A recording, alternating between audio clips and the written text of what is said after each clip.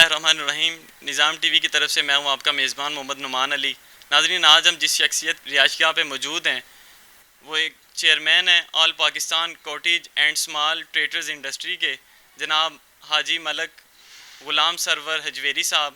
ہم ان سے جانیں گے کہ لاک ڈاؤن میں ان کی کیا مصروفیات چل رہی ہیں، کیونکہ یہ تو وہ شخصیت ہیں جو صبح سے لے کے شام تک لوگوں کے کاموں میں مصروف رہتے ہیں۔ لاک ڈاؤن کی وجہ سے یہ تو گھر سے باہر نہیں نکل پا رہے، گھر میں بند ہیں، تو آج ہم ان سے پوچھیں گے کہ لاک ڈاؤن میں ان کی کیا مصروفیات ہیں اور یہ کیسا محسوس کر رہے ہیں گھر پہ رہنا۔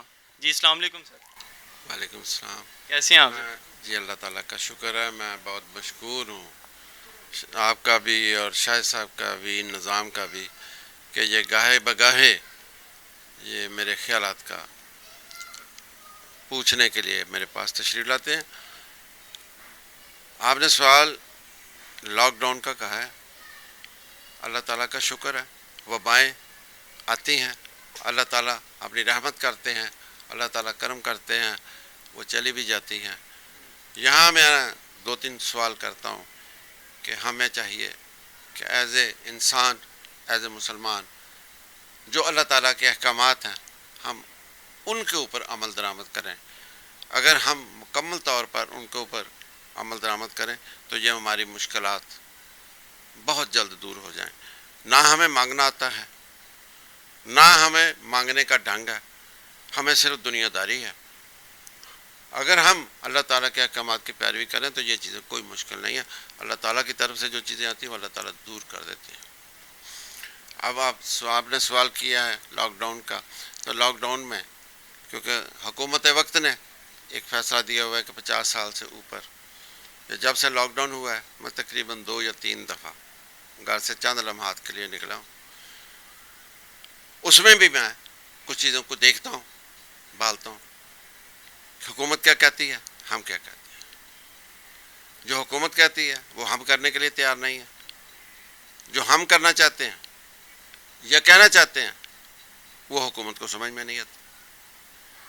بات صرف یہ ہے کہ ایک ہماری میٹنگ بہت اہم ہوئی جس میں کم سے کم 200 تاجران تھے۔ اس میں ہم نے پہلے تو 15 دن ہم نے انتظار کیا، جب حکومت نے کہا کہ لاک ڈاؤن ہے ہم اندر بیٹھے رہے، پھر کہا ہم پھر اندر بیٹھے رہے۔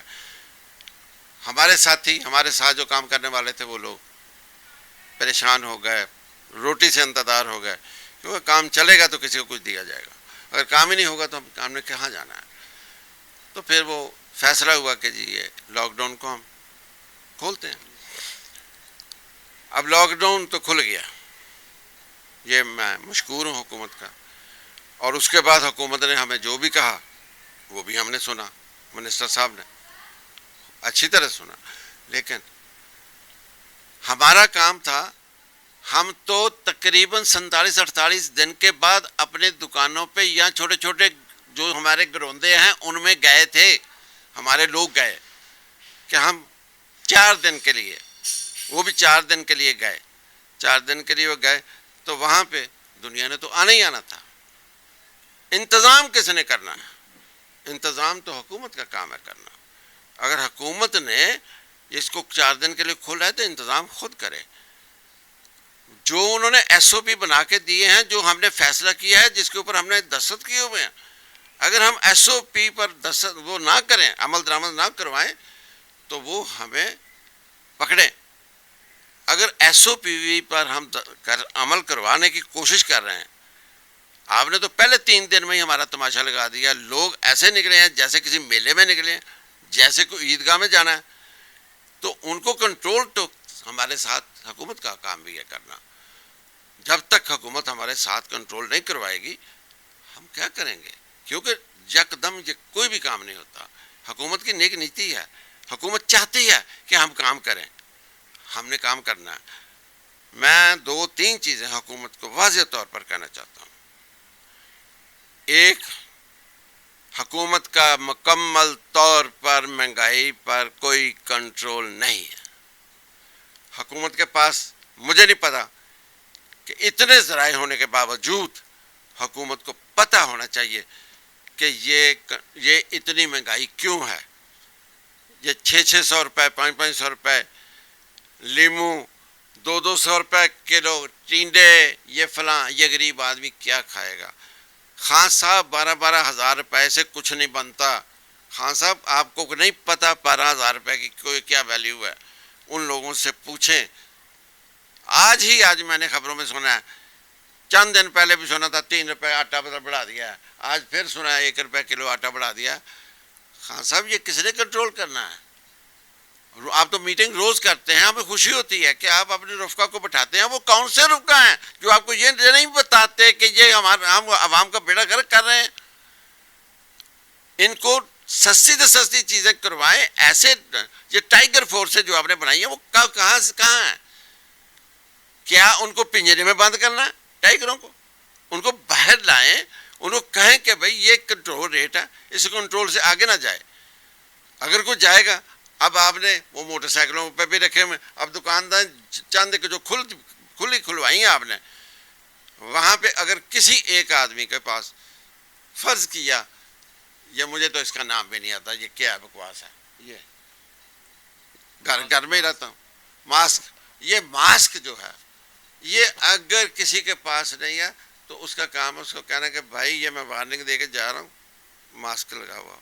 آپ کی دکان کے اندر کوئی آدمی ماسک کے بغیر نہ آئے، ان کو تنبیہ کرتے ہیں. وہ تو پکڑا، دکان سیل کی. ہم پاکستان میں بیٹھے ہیں یا کسی غیر ملک میں بیٹھے ہیں؟ ہم پہ رحم کرو.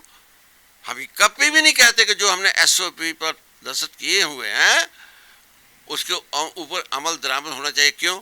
کرونا آگے اور بڑھنا ہے، اور جس طرح لوگ باہر نکل رہے ہیں، جس طرح رکشوں میں 6 آدمی 6 بچے بیٹھے ہوئے ہیں، یہ کرونا نے بڑھنا بھی ہے، اموات میں بڑھنا ہے. جو وزیر اعظم صاحب کہتے ہیں وہ حقیقت کہتے ہیں، ڈاکٹروں کا بورڈ جو بیٹھتا ہے وہ بھی حقیقت کہتا ہے.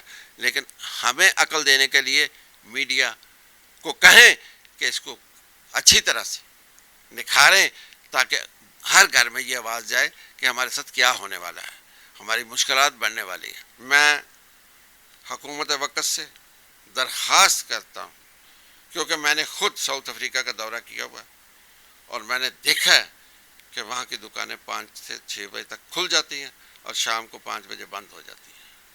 ہم مسلمان ہیں، میرے آقا انعامدار سرکار دو علیہ وسلم کا فرمان ہے کہ صبح نماز پڑھو، اپنے کاموں کی طرف جاؤ اور شام کو گھروں کی طرف آؤ. جب سے یہ ہمارا نظام بدلا ہے کہ 3 بجے 2 بجے دکانیں کھلیں گی اور رات کے 2 بجے تک بند ہوں گی، تو پھر اس کے حالات یہی ہوں گے جو ہو رہے ہیں. اگر آپ مجبور ہیں کہ بڑے بڑے مالز جو ہیں جہاں پہ حرام کی کمائی لگی ہوئی ہے، جہاں پہ غریبوں کا خون چوسا ہوا لگا ہوا ہے، تو وہاں ان کو اجازت دے دیں کہ بھئی آپ رات کو بیٹھے رہیں. لیکن پورے ملک میں ایک فیصلہ ہونا چاہیے پورے ملک کے لیے کہ بھئی آپ صبح 8 بجے دکانیں کھولیں، شام کو 5 بجے بند کر دیں. 5 بجے کے بعد اگر کوئی بھی نہیں بند کرے گا اسے اریسٹ کریں. اگر 8 گھنٹوں کے اندر یا 9 گھنٹوں کے اندر آپ کو روزی نہیں نہ ملنی تو پھر ملنی نہیں ہے. میں نے بہت کچھ وہاں سے سیکھا ہے، لیکن میں پھر یہ درخواست کرتا ہوں، ایک مہنگائی پہ کنٹرول کریں، غریب آدمی مر رہا ہے. تیسری اور آخری جو بات ہے کہ جب ہم گھر بیٹھے ہوئے تھے تو دکانوں کے کرائے ہمیں پڑ گئے، بل پڑ گئے، زبانی کلامی سارا کچھ ہو گیا. وہ بل کس نے دینے ہیں؟ وہ ریاست کا کام ہے دینا، وہ بل ریاست کا کام ہے دینا. کیوں؟ ہم تو بیکار ہیں، ہمارے پاس تو کوئی پیسہ نہیں ہے کہ ہم کہاں سے دیں گے. کیا ہم احساس پروگرام سے یہ مزید ایک آخری احساس کے لیے بھی میرا درخواست ہے کہ کاٹن انڈسٹری میں کام کرنے والے لوگ جو ہیں ان کو قرض حسنہ دیں اور ان کو کم از کم 3-4 ماہ کا وقفہ بھی دیں. اس کے بعد اسی قسطوں میں پیسے لیں اور اس کی کم از کم 5 لاکھ سے شروع ہو. کیوں؟ یہ دکاندار ہیں، یہ بیکاری نہیں ہے، یہ بیکاری نہیں ہے، یہ تو خود لوگوں کو دینے والے تھے. آج یہ گھر بیٹھ کر اپنی رات پونجی کھا گئے ہیں، اپنے ملازموں کو گھروں میں خرچے دے چکے ہیں، لیکن آج ان کو ضرورت ہے پاؤں پہ کھڑا کرنے کی. اگر اس پہیے کو چلانا ہے تو ان لوگوں کے آسان سا سلسلہ بنائے، آدمی جائے 2 شاتیں دے اور اس کو اس کی پیمنٹ کرے اور اس کی قسط مقرر کر دے کہ آپ نے یہ 1 سال میں یا 1.5 سال میں یہ آپ نے واپس دینے ہیں. یہی میرا پیغام ہے, یہی یہ پاکستان ہے, اور پاکستان رمضان شریف میں بنا ہوا ہے, حضور پاک صلی اللہ علیہ وسلم کی خیرات بنا ہوا ہے. یہ اللہ تعالیٰ کی خاص نوازش ہے. ہم اگر جھوٹ بولنا چھوڑ دیں تو ہماری ساری مشکلات حل ہو جائیں گے. یہ اللہ کا. جی ناظرین, آپ نے ان کی گفتگو سنی. ان کا کہنا تھا کہ حکومت نے اگر لاک ڈاؤن کھولا ہے تو اس نے تعاون تاجروں کے ساتھ جو ہے وہ نہیں کیا.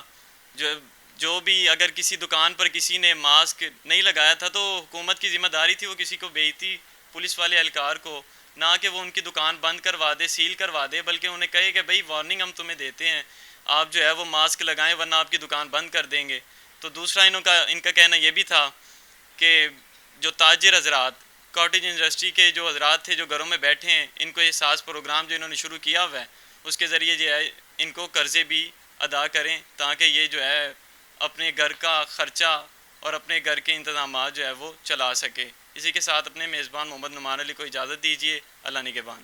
Yunus Mobile, wholesale dealer. All mobile brands available. 25 years of trust. Address 29 Main Hall Road, Lahore. Phone 042-372-44485. Base Gulberg, Lahore. Phone 0423-575-6613 and 14. Commerce اور ٹیکنیکل بکس کے بانی عظیم گروپ آف پبلیکیشنز 1988 سے قائم شدہ. پاکستان اور دنیا کے مختلف ممالک میں عظیم گروپ کی کتابیں ٹیکسٹ بک کے طور پر پڑھائی جاتی ہیں. اردو بازار لاہور. Phone number 924237231448.